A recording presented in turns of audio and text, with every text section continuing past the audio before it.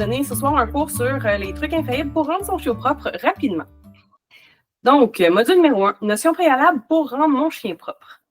Vous avez peut-être déjà entendu que votre chien fait un pipi parce qu'il est jaloux, parce qu'il se venge, parce qu'il est rancunier, parce qu'il est dominant, parce qu'il fait son territoire. Oubliez tout ça, c'est vraiment des anciennes notions, puis on va plutôt aller avec ce qui est la réalité. Dans 90% des cas, c'est simplement que l'entraînement est incomplet ou que le chien vit du stress, de la peur ou de l'anxiété, que l'endroit a déjà été souillé par un autre animal, parce que ça, c'est un incitatif pour votre chiot à aller souiller au même endroit, ou encore qu'il a une préférence de surface.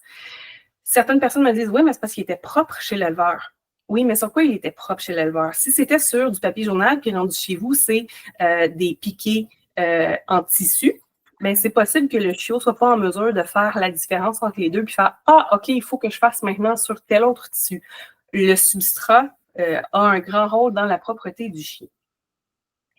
Et bien sûr, ça peut être parce qu'il est malade, malformation congénitale ou autre. Et donc, à ce moment-là, c'est vétérinaire et entraînement.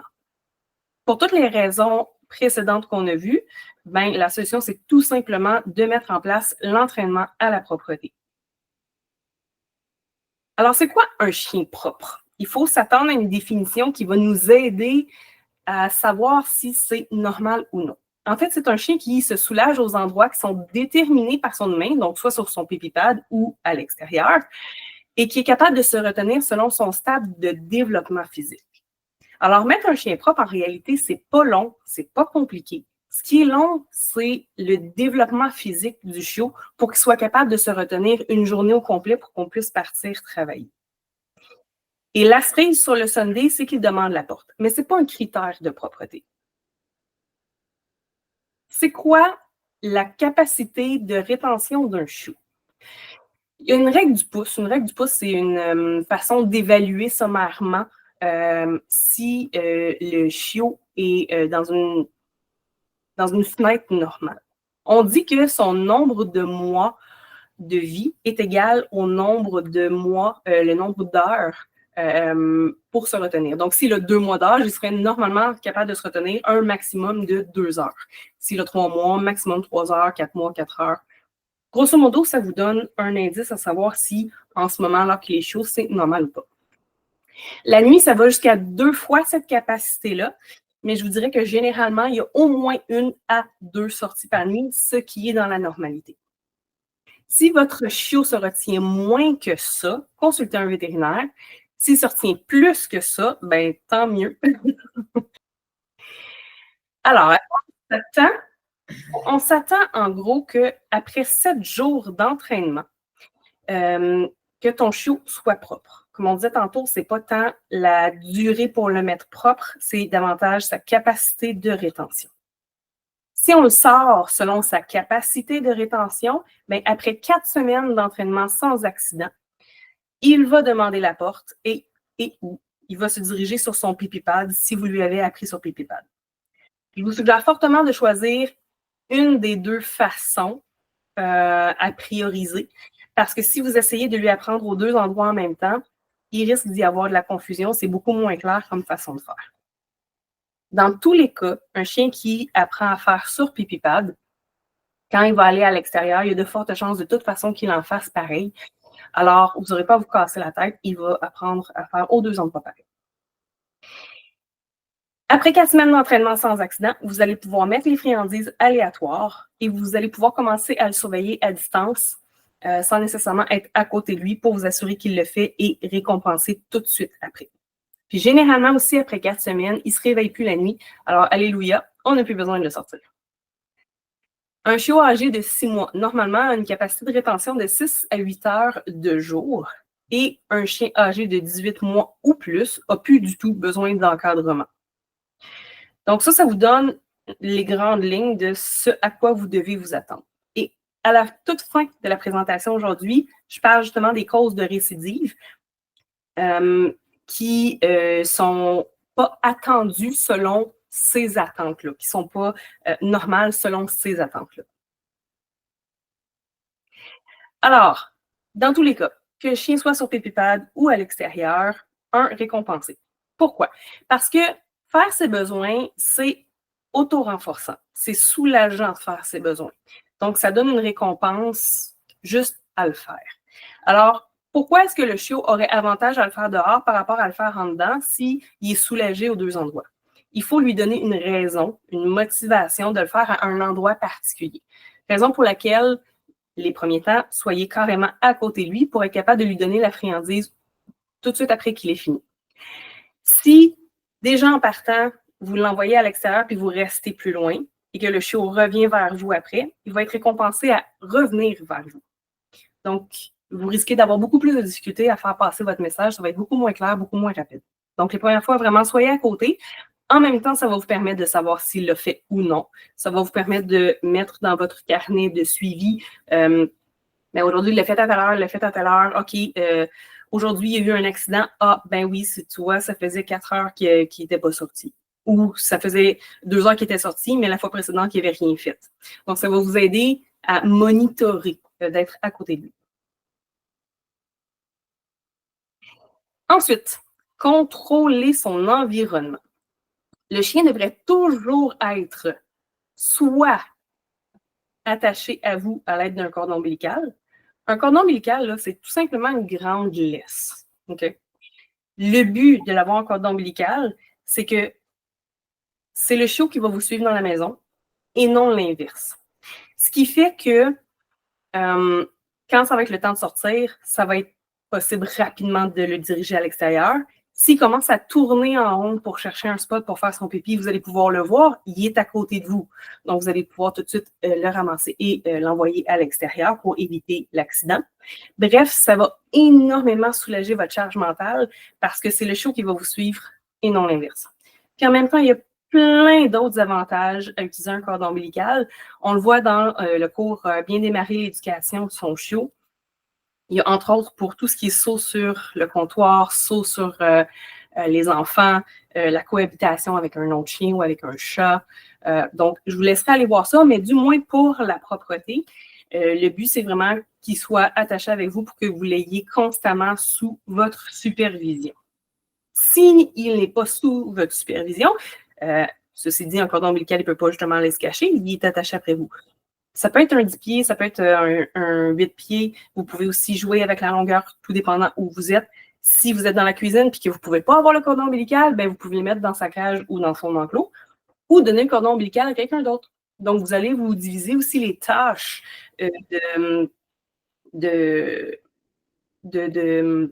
les tâches, la responsabilité de s'occuper du chien.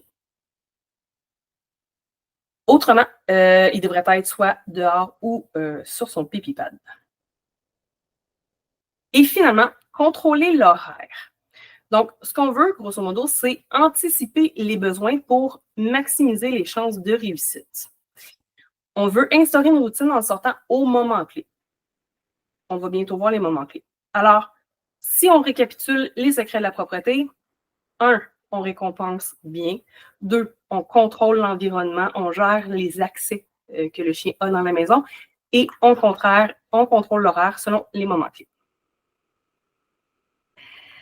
Alors, c'est quoi, comment est-ce qu'on peut savoir si un chien va faire son besoin? Peut-être vous l'avez déjà observé, peut-être pas, mais essentiellement, le chien tourne en rond, sans parterre, se promène sans raison. Ça se peut qu'il chigne, ça se peut qu'il cherche à s'éloigner de vous. À ce moment-là, il va tirer sur le cordon ombilical, ça se peut qu'il aille vers la porte. Vous êtes en train de l'entraîner, soudainement, il est plus concentré. Il arrête net très sec de jouer avec vous ou d'être entraîné, puis il s'en va ailleurs. C'est le temps d'aller faire un besoin. Ou, ce qu'on voit aussi des fois, c'est qu'il se met à courir partout soudainement. Quoi faire en cas d'échec?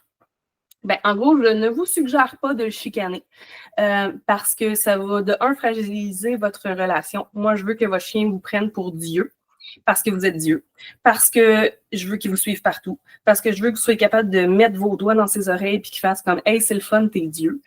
Je veux qu'il ait aucune peur de vous puis qu'il vous suive partout, qu'il soit motivé à vous suivre, à vous écouter, à jouer, à apprendre. Bref, c'est tellement important Quand votre chien, entre autres, va avoir des blessures, s'il y a une confiance aveuglée avec vous, vous allez pouvoir observer la blessure, vous allez pouvoir la guérir. Donc, grosso modo, au niveau de la relation, tout ce qui est punition qui va faire peur au chien va la fragiliser. Aussi, ça peut causer des mictions de peur, c'est-à-dire que quand il y a une émotion qui est vécue trop intensément par le chien, il peut s'écraser au sol et vider sa vessie. Ses sphincters ne répondent juste plus. Fait que là, on va avoir l'impression qu'il est malpropre, mais ce n'est pas du tout le cas. C'est vraiment juste parce que la peur est trop intense. Et ce qu'on voit plus régulièrement, là, de façon plus banale, c'est que le chiot va commencer à se cacher de vous pour faire ses besoins parce que souvent, ce qu'il comprend, malheureusement, c'est que le faire devant vous, c'est pas la bonne chose. Mais il comprend pas que c'était le faire dans la maison qui n'était pas la bonne chose. Alors, il va juste se cacher de vous pour le faire ailleurs dans la maison, ce qui devient vraiment compliqué parce que s'il n'est pas en cordon ombilical, ben à ce moment-là, il faut être comme on veut prévenir les accidents. S'il va se cacher puis qu'en plus, il n'est pas en cordon ombilical, ça devient très complexe de mettre en place quelque chose qui réussit.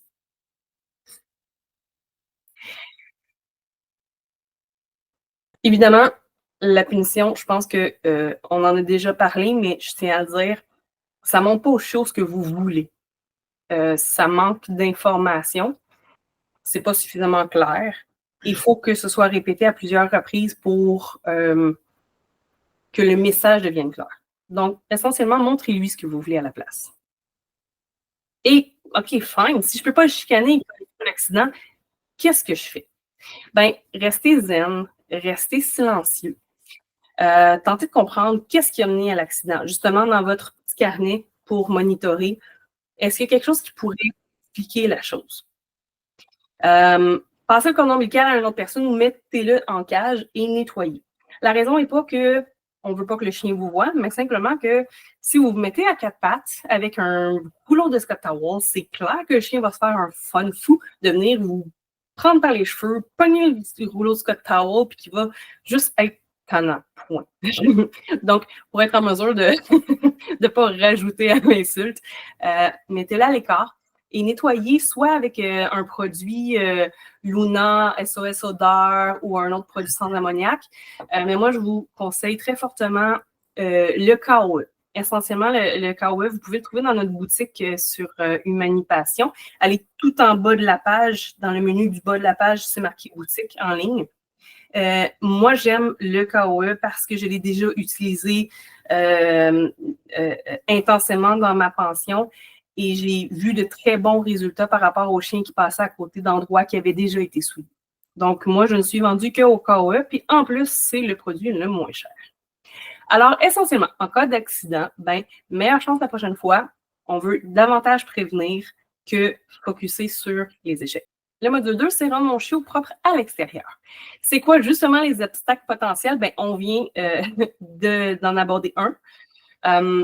Il y a être en appartement.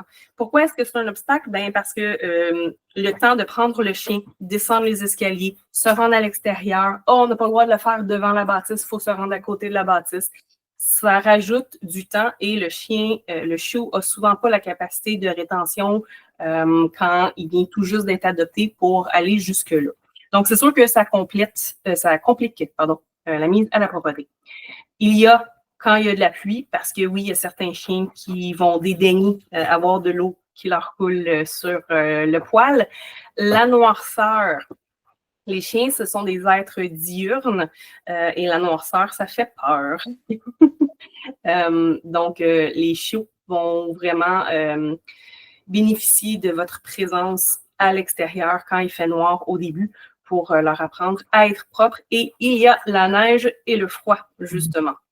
Donc, soyez constant parce que il faut apprendre au chien que malgré ces obstacles-là, ben, il faut faire ses besoins au bon endroit. Alors, comment est-ce qu'on commence ça, cet entraînement-là? Ben, allez avec lui à l'emplacement choisi à toutes les fois, puis récompensez immédiatement à chaque besoin avec une friandise et laissez-le ensuite explorer. Essentiellement, on ne veut pas encourager nécessairement le chiot à jouer avant à l'extérieur. Si on veut vraiment, on sait qu'il a envie, on va utiliser ce moment-là pour l'inciter à faire son besoin et en plus comme récompense d'avoir eu sa friandise, ben, il y aura la chance d'explorer le reste de la cour.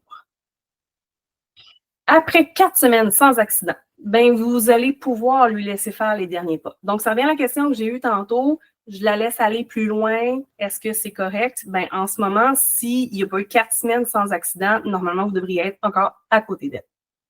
Donc, laissez-lui faire les derniers pas après 4 semaines sans accident. Mettez une distance qui est de plus en plus grande entre vous deux. Et vous allez à ce moment-là pouvoir récompenser de façon aléatoire. Évidemment, si vous êtes plus loin, mais vous ne récompensez pas instantanément après. Et surveillez toujours, par contre, pour monitorer, parce que vous voulez voir si votre chien fait ses besoins ou pas. Entre autres, quand il fait très froid, il y a des chiens qui vont sortir à l'extérieur, ils vont sniffer un petit peu, puis oups, ils vont rentrer parce qu'ils ont les pattes qui gèlent, mais ils n'auront pas fait leurs besoins. Alors, si c'est nécessaire, ben ressortez-le 10 minutes plus tard, une fois qu'il y aura les pattes dégelées. Puis, laissez-le explorer. C'est quoi les moments clés? On a dit tantôt que dans les 3 secrets pour mettre un chien propre, il y avait le récompenser adéquatement, gérer l'environnement, c'est-à-dire ne jamais le laisser en totale liberté. Et troisième, de gérer les horaires. Donc, les horaires, il y a des moments clés. Soit à chaque fois que le chien se réveille, on prendra pas de chance, on va se dire qu'il a envie et on va l'amener à son endroit qui est pour son élimination. Lorsque le chiot joue et s'excite, évidemment, ça fait bouger tout ce qui est sphincter. Alors, on va l'amener rapidement vers sa zone d'élimination. Environ 15 à 30 minutes après le repas ou une consommation d'eau.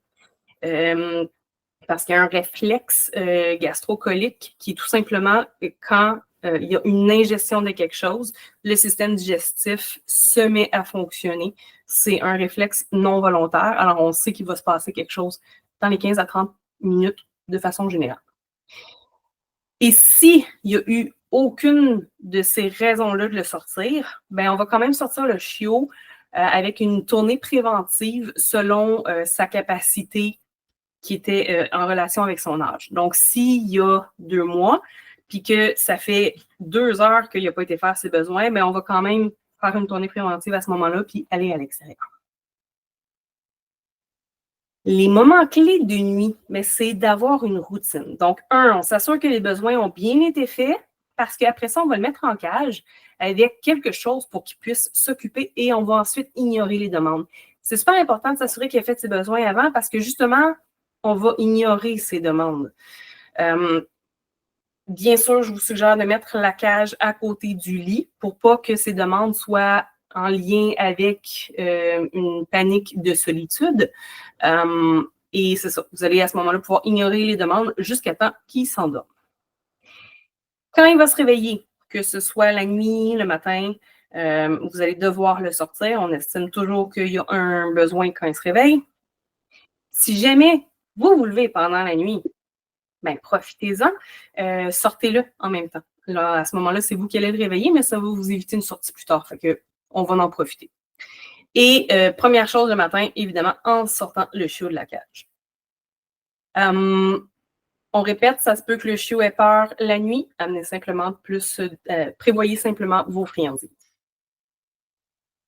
Et si jamais il ne fait rien dehors, parce que je l'ai amené dehors, je veux qu'il y aille, je veux qu'il fasse ses besoins, mais il ne fait rien. Ben, on rentre le chien, puis on le met dans sa cage ou dans son enclos pour une vingtaine de minutes et on le ressort. Comme on sait qu'il est prêt à faire ses besoins, mais qu'il n'en a pas fait, on ne veut surtout pas lui donner de la liberté. Et si vous avez un chiot qui est tout fraîchement adopté, il y a même certains chiots qui ont, pendant le chemin, qui vont se relâcher, le chemin entre son enclos et l'extérieur. Donc, à ce moment-là, pour éviter des accidents, prenez-le dans vos bras pour l'amener au lieu d'élimination. Comment est-ce qu'on apprend à un chien à sonner la cloche pour aller dehors? Étape numéro 1, on va mettre une friandise dans la main sous la clochette et on va présenter la clochette au chien. Au moment où le chien va la toucher, on va dire yes, on va récompenser, puis on va recacher les clochettes dans notre dos et on répète à plusieurs reprises.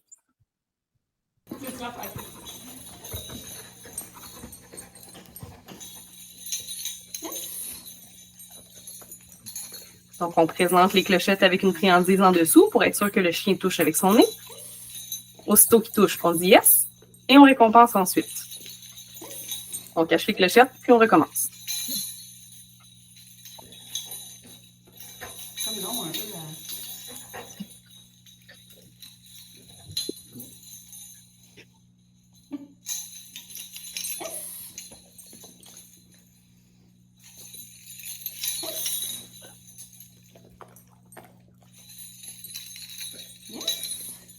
Good job. Là, j'ai filmé pour vrai. Étape numéro 2. On va placer une friandise à l'extérieur au sol, puis on va mettre du beurre d'arachide ou du fromage crémeux sur la clochette. Et on va accrocher la clochette à la porte. Comment ça va se dérouler? Ben, lorsqu'il va toucher à la clochette qui est accrochée sur la porte, vous allez dire yes. Vous allez ouvrir la porte pour qu'il trouve la friandise qui est déjà placée sur le balcon.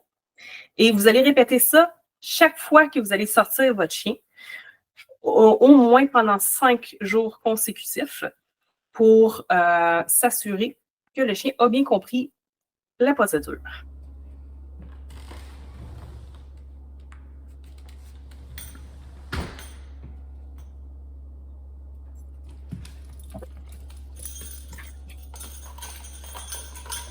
Yes.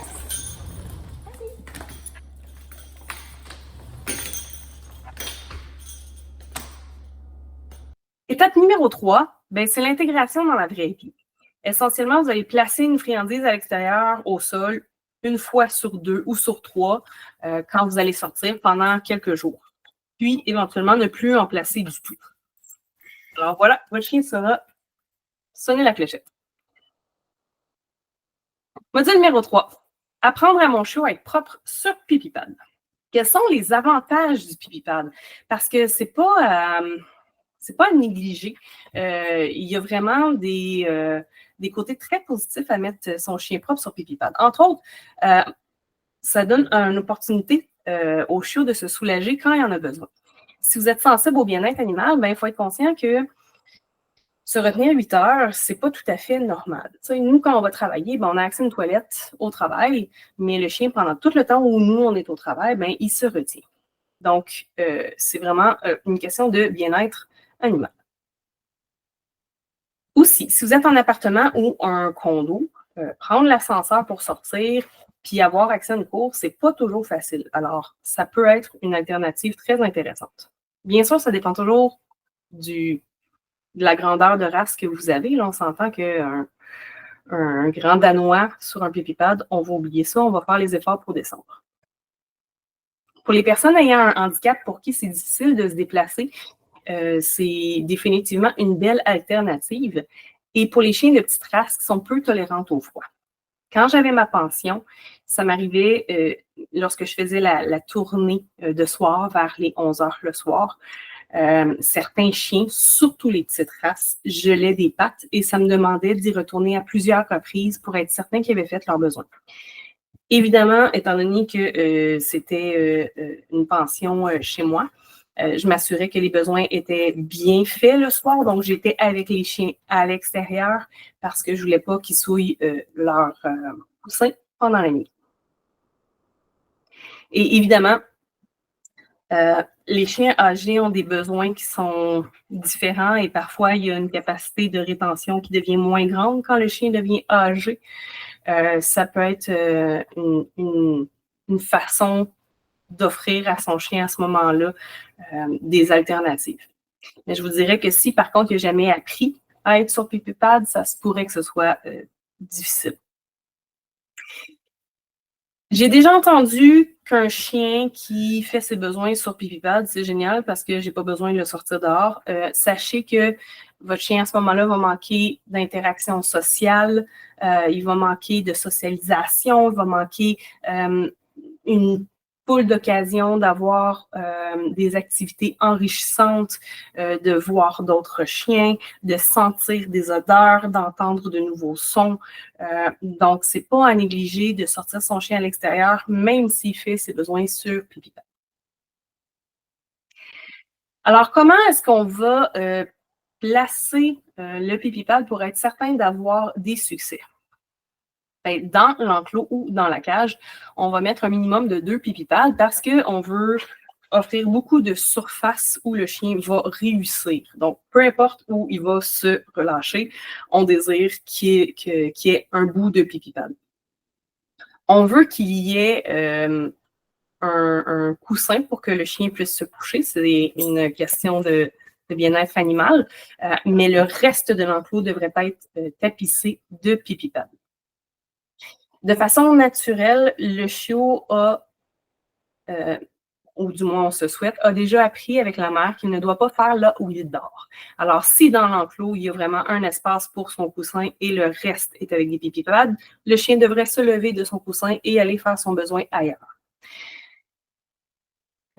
Vous pouvez, j'ai eu la question tantôt, mettre des pipi pads ailleurs dans la maison, mais je vous dirais que ce n'est pas avant 4 semaines d'entraînement sans échec que je vous suggère de lui donner le choix et l'opportunité d'aller ailleurs.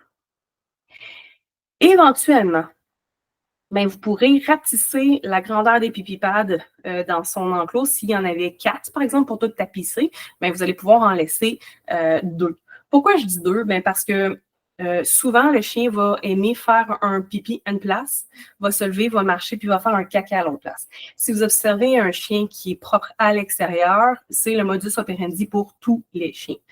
Alors, si on a la capacité de reproduire ça pour combler le besoin naturel du chien, le comportement naturel du chien, vous allez avoir beaucoup plus de succès. C'est ça. Donc, vous les mettrez espacés pour que le chien puisse marcher entre les deux. Et encore une fois, vous pouvez en mettre ailleurs dans la maison. Comment est-ce qu'on va les entretenir? Bien, aussitôt qu'il y a une selle, enlevez-la immédiatement. Mais j'entends souvent dire, ouais, mais si, par contre, il y a du pipi, est-ce que je peux laisser du pipi sur le pipi pad? Je vous dirais qu'il n'y a pas de bonne réponse. Il y a certains chiens qui vont aller sur le pipi pad et qui vont préférer avoir une trace de pipi et qui vont faire un pipi juste à côté. Il y en a d'autres, au contraire, qui vont dédaigner retourner sur un pipi pad où il y a déjà eu des besoins. Donc, vous devrez voir et lire votre chien, être attentif à ses réactions à lui pour être capable de vous ajuster. Au niveau de l'urine, donc c'est ça. Ce que je viens d'expliquer essentiellement, c'est que vous pouvez le changer à toutes les fois, mais observez, certains ont plus de succès quand ils gardent un petit bout de pipi pad souillé. Quels sont les horaires et les moments clés pour les pipi pads? Essentiellement, c'est exactement les mêmes moments clés. À tous ses réveils, lorsqu'il s'excite, 15 à 30 minutes après les repas ou la consommation d'eau, ou sinon une tournée préventive selon son âge. Ce qui est le fun, c'est que généralement, quand le chien est sur pipi pad, ben, la nuit, inévitablement, il est dans son enclos et il a accès à un pipi pad. Donc, ben, vous n'aurez pas à vous lever la nuit. C'est un bonus pour ça. Donc, la façon d'entraîner, je repasse rapidement dessus, mais c'est exactement la même chose que pour l'amener dehors. C'est-à-dire qu'on va avec lui directement à l'emplacement choisi, donc le pipi pad principal. On récompense immédiatement à chaque besoin avec une friandise. Et après 4 semaines sans accident, bien, vous allez pouvoir lui donner accès à son pipi pad. Donc, lui-même va pouvoir aller vers son pipi pad. Vous allez pouvoir laisser, ou du moins, vous devrez laisser l'enclos ouvert si le pipi pad est dans l'enclos. Et vous allez pouvoir lui faire ses derniers pas vers le pipi pad, question qu'il apprenne le chemin pour s'y rendre. Vous pourrez mettre une distance de plus en plus grande entre vous deux, récompenser aléatoirement, mais surtout, continuez à surveiller pour bien monitorer. Donc, 4e module, mon chien urine dans la maison alors qu'il est propre. Ben, en fait, il y a plusieurs causes qui font en sorte que le chien devient malpropre. Mais il faut premièrement se garder en tête, comme on disait tantôt, qu'il y a les 4 premières semaines où c'est normal qu'il y ait des accidents à l'intérieur, qu'il faut être indulgent envers notre chiot et envers nous. Puis qu'ensuite, on commence à être aléatoire. Donc, on s'attend à ce qu'il y ait des erreurs qui soient normales. Si vous rencontrez un de ces obstacles-là environnementaux, qui expliquent la malpropreté de votre chien. Pas de panique. Donc, on va en voir quelques-uns. On a déjà parlé de la pluie, de la noirceur et du froid. Ça se peut que vous ayez tout le temps sorti votre chien alors qu'il faisait jour. On s'entend, l'été, les journées sont beaucoup plus longues en termes d'ensoleillement et que soudainement, le chien est pour ses premières fois de la noirceur alors qu'il est déjà rendu adolescent. Ben oui, ça se pourrait que ça devienne un obstacle. Lors de la première neige, on disait tantôt que le chien est habitué à faire son pipi sur un substrat, sur un type de matériel. Alors, si le chien a été habitué de faire pipi sur du gazon, la première fois qu'il y a une couverture neigeuse, ça se pourrait qu'il se demande s'il doit faire son pipi là pareil parce que c'est pas la même texture. Donc, ça, on voit ça à la première neige et ça peut se produire l'hiver suivant aussi. Donc, si votre chien est malpropre, puis que c'est le cas, ben il y a une explication logique à ce moment-là. Si vous déménagez, un chien ne fait pas dans ses comportements du copier-coller, ou du moins c'est très rare. C'est ce qu'on appelle la généralisation. Donc, le chien ne généralise pas tout seul. Si vous déménagez de maison, ben, il faut remettre en place l'entraînement au grand complet pour lui montrer que ça aussi, c'est une maison, puis dans celle-là aussi, il faut être propre.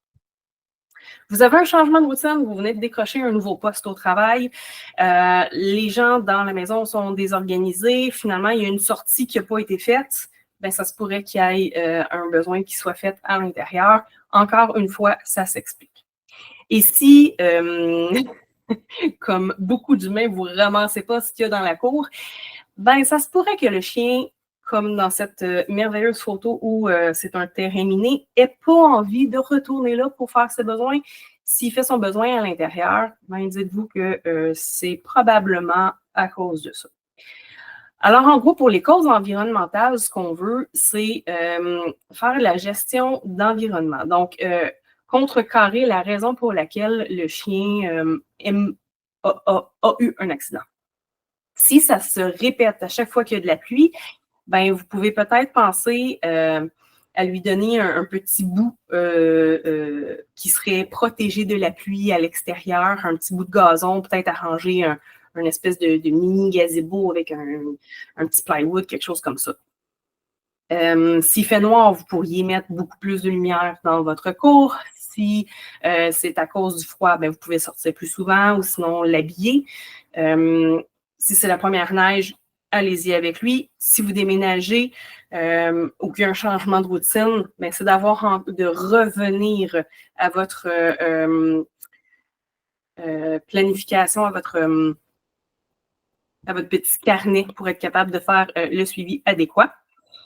Donc, remettez, en plus de faire de la gestion d'environnement pour contrecarrer les raisons pour lesquelles le chien a échoué, remettez en place les 3 secrets de la propreté qu'on a dit au tout début. Soit on contrôle l'horaire, on contrôle l'accès où le chien peut aller, on gère son environnement et on récompense dehors et avec une bonne friandise qui va lui donner la motivation d'y aller. Au niveau des mictions émotionnelles, c'est définitivement une raison pour laquelle il pourrait y avoir des échecs. Toutefois, les mictions émotionnelles sont involontaires de la part du chien. C'est que l'émotion est tellement intense que les sphincters ne répondent juste plus. Les mictions émotionnelles qui sont causées par des émotions désagréables comme les peurs, le stress, l'anxiété, peuvent être autant urinaires que fécales et à l'extrême, aller jusqu'à un vidage de glande anale. Là, on peut parler, par exemple, de phobie des orages, ou sinon de l'anxiété liée à la solitude. Par exemple, vous allez à l'épicerie, en une demi-heure, vous êtes revenu, il avait fait ses besoins avant, mais malgré ça, en une demi-heure, il a eu le temps de faire pipi, caca partout dans sa cage, puis il est à la grandeur. Vivre une expérience traumatisante, ton chiot s'est fait attaquer par un autre chien, ben oui, ça se pourrait qu'il fasse pipi pendant qu'il se fait attaquer. Donc, essentiellement, c'est toutes ces raisons-là d'émotions peuvent amener des mictions d'émotions, mais ce n'est pas de la malpropreté. Alors, qu'est-ce qu'on met en place comme solution? Ben, on fait de la gestion d'environnement, on fait une thérapie comportementale et on va probablement avoir besoin de médication comportementale aussi. Donc, à ce moment-là, c'est vraiment pour ce qui est de la phobie puis de l'anxiété liée à la solitude et des expériences traumatisantes qui laissent des traces intenses. Il y a vraiment un beau partenariat entre les vétérinaires et les intervenants en comportement canin pour être capable de solutionner puis d'aider le chien à passer outre ces émotions-là qui sont très intenses. Il y a aussi des mixtions émotionnelles qui sont liées aux réprimandes. On en a parlé tantôt que si le chien fait un besoin devant vous, de ne pas réprimander parce que ça peut causer des mixtions émotionnelles. Bien, nous y voilà. Essentiellement, le chien peut définitivement avoir peur de vos réactions. Donc, ça va simplement ralentir votre processus son processus d'apprentissage. Alors, la solution à ce moment-là, que ce soit pour la propreté ou une réprimande parce qu'il a pris un bas ou une réprimande parce qu'il a sauté sur un comptoir ou ainsi de suite. Il y a beaucoup de chiots qui vont, oui, uriner au sol, mais qui peuvent aussi grogner, montrer les dents, japper, sembler être en défensive. À ce moment-là, la solution, c'est d'adopter une approche éducative qui va être en renforcement positif. Donc, qui va être axée sur enseigner et demander aux chiots les comportements qui sont voulus, plutôt que de réprimander les comportements indésirables et les échecs. De cette façon-là, ben, tu évites toutes les situations de peur inutiles à ton chien. Ensuite, il y a les mixtions émotionnelles qui sont de source de surexcitation. Ça va se produire généralement. Il y a d'autres situations, mais la grande majorité du temps, la surexcitation qui amène les mixtions émotionnelles, c'est au moment où il y a des contacts sociaux. Quand vous revenez du travail ou quand il y a de la visite qui rentre. Je suis sûre qu'il y en a qui se reconnaissent là-dedans. Alors, pour la visite, essentiellement, il y a des astuces. Vous pouvez faire pipi à votre chien avant l'arrivée de la visite. C'est beaucoup plus facile de se retenir quand il y a 2 gouttes de pipi dans la vessie plutôt qu'un quart de litre. Vous pouvez aussi saluer la visite dehors de sorte à ce que, oui, votre chien va faire pipi, mais il va faire pipi à la bonne place. Vous pouvez aussi l'éloigner et l'occuper pendant que la visite rentre. Donc, le but, c'est pas de le mettre en punition. On veut vraiment lui donner quelque chose à gruger pour qu'il puisse s'occuper puis que la visite perde un petit peu de son intérêt. Le temps qu'elle s'assoie puis que le moment fort et intense émotif soit passé. Puis ensuite, on libère le chiot. Le chiot peut venir dire bonjour à la visite. Généralement, c'est correct. Si vous avez un chiot qui est particulièrement sensible et qui fait quand même pipi, bien, vous pouvez à ce moment-là demander à la visite d'être calme. La visite ne sera jamais capable d'ignorer votre chiot. Puis de toute façon, on veut aussi que le chiot a des besoins sociaux. Fait qu'on va quand même lui dire bonjour, mais le plus calmement possible.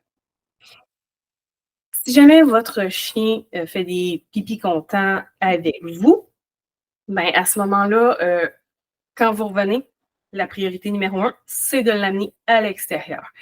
Dans les astuces pour l'amener le plus rapidement possible à l'extérieur, il y a d'avoir l'enclos ou la cage directement à côté de la porte patio, ce qui fait qu'il y a beaucoup moins de distance à parcourir pour être capable de le mettre dehors vite, vite, vite. Soyez zen et enlevez l'emphase sur les contacts sociaux. Essentiellement, ce que je veux dire par là, c'est que son activité favorite, si vous la faites au moment où vous revenez, après son pipi, ben, le chiot va anticiper d'une journée à l'autre, puis va être encore plus content que vous reveniez du travail parce que il sait que son activité favorite va arriver. Moi, ce que je préfère faire, ou du moins suggérer, c'est oui, parfait, je suis revenue, on a fait pipi, merveilleux. Ton activité favorite, c'est pas la balle, t'aimes ça, mais pas tant. Ben, parfait, on va jouer à la balle 5 minutes ou bien on va aller prendre une petite marche tranquille. Puis le soir, ben, je sais que ton jeu favori, c'est le tog. Ben, on va jouer au tog le soir, pas quand j'arrive. Donc, c'est ça que je veux dire par enlever l'emphase des contacts sociaux. Et dans tous les cas, donner du temps au temps.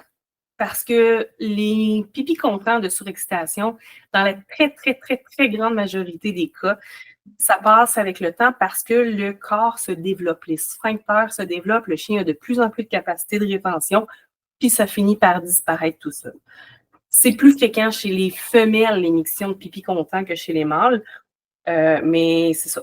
Si votre chien femelle à 5 mois fait encore des pipis contents, je vous dirais là, allez voir le vétérinaire. Mais autrement, donner le temps au corps de se développer. Le marquage urinaire, quant à lui, il est caractérisé par l'évacuation d'une faible quantité d'urine, voire quelques gouttes de pipi sur une surface verticale par rapport aux autres cas de malpropreté où le chien évacue une grande quantité de pipi sur une surface horizontale qui est inappropriée. Donc, le marquage urinaire chez le chiot mâle se caractérise par la patte arrière qui se lève, justement pour être capable de projeter sur les surfaces verticales. C'est un comportement qui est en lien avec le taux de testostérone. C'est donc un comportement qui peut être tout à fait normal et qui apparaît à l'adolescence, mais évidemment qui n'est pas toléré par l'humain dans la maison et avec raison. Donc, on pourrait s'imaginer que castrer le chien va régler le problème parce que le comportement est directement en lien avec la testostérone. Et c'est super, super, super important de castrer votre chien pour une tonne de bonnes raisons. Mais je vous dirais, comptez pas juste là-dessus pour le mettre propre parce que ça ne fonctionne pas à tous les coups. Alors, dans tous les cas, on remet en place la gestion d'environnement pour être certain que le chiot n'ait pas trop d'accès dans la maison. On pourrait relever les rideaux pour être sûr qu'il n'y ait plus la chose verticale sur laquelle il marquait. Le chien peut également, s'il fait pipi sur pipi-pad, vous pouvez lui mettre un cône pour qu'il puisse lever la patte sur le cône, donc un cône en plastique qui se nettoie bien.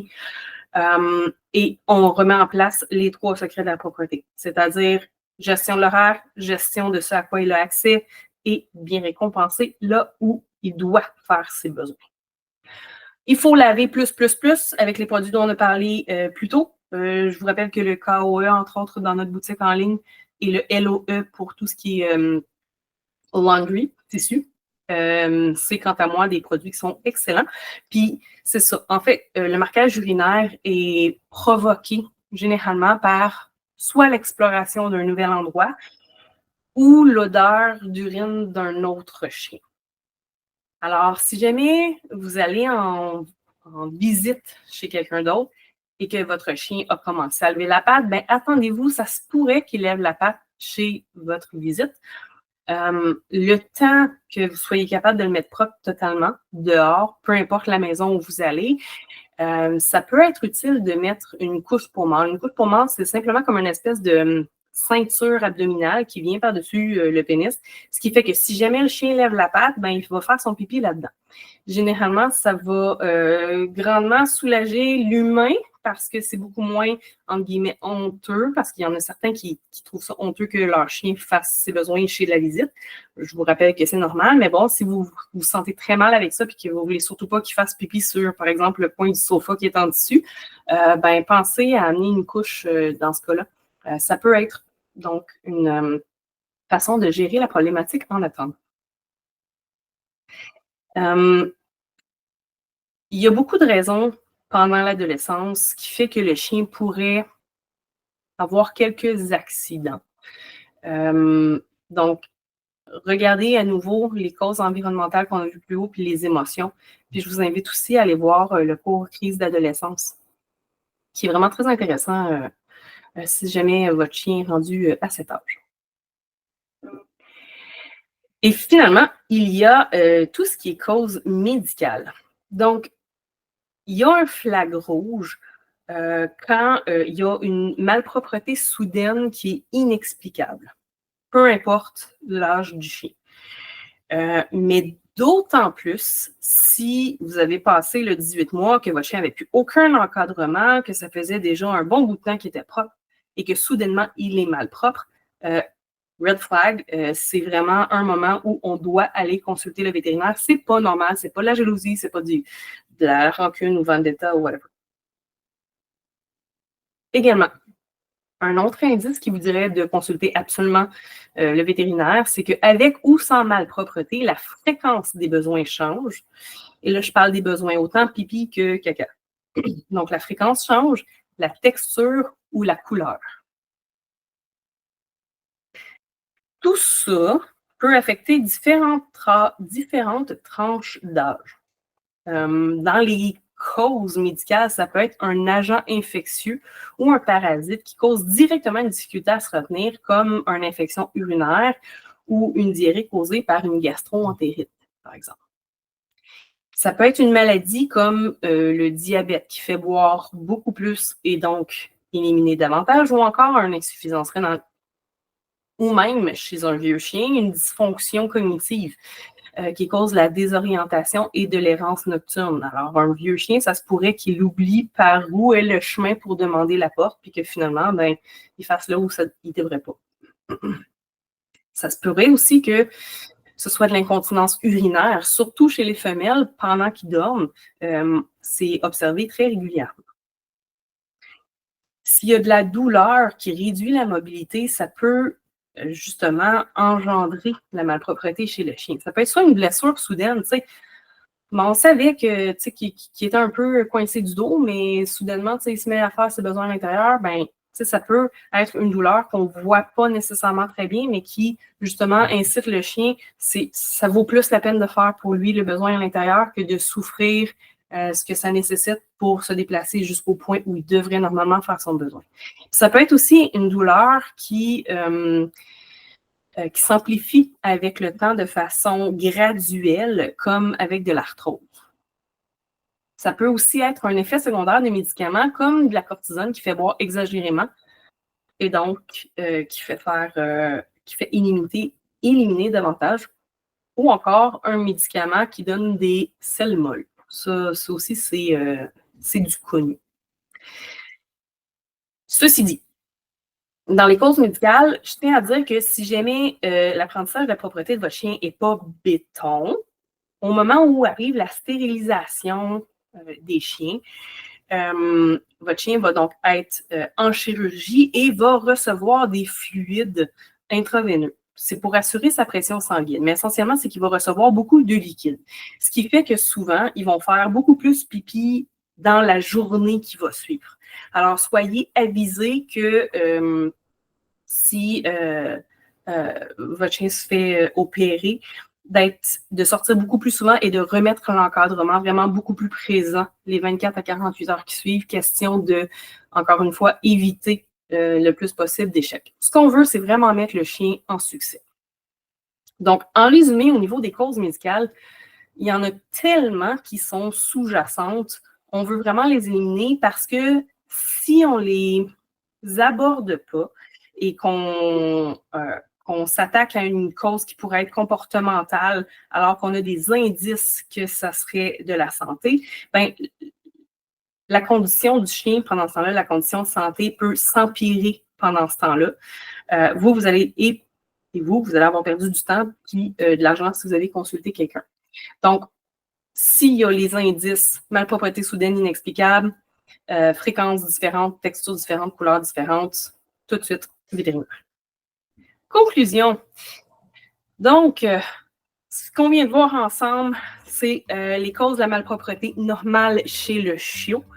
Quelles sont les attentes réalistes en termes d'entraînement? Alors, la plupart du temps, on se comprend, c'est qu'on relâche beaucoup trop vite l'encadrement pour les chiots. Et on a vu les 3 secrets de la propreté. On se souvient, les 3 secrets, c'est gérer l'accès aux espaces dans la maison, gérer l'horaire et bien récompenser. On a vu comment rendre son chiot propre à l'extérieur, ainsi que sur PipiPad. Et puis, on a vu les causes de malpropreté qui devraient normalement soit expliquer la malpropreté ou vous aider à savoir qu'il s'agit d'une urgence médicale.